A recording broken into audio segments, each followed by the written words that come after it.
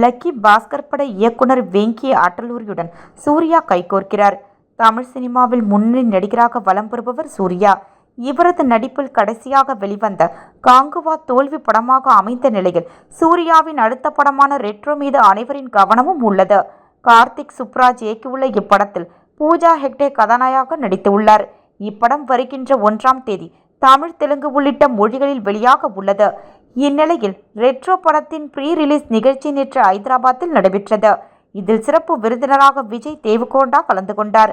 அந்த நிகழ்வில் பேசிய சூர்யா தனது 46வது படம் குறித்த அறிவிப்பை பகிர்ந்தார்.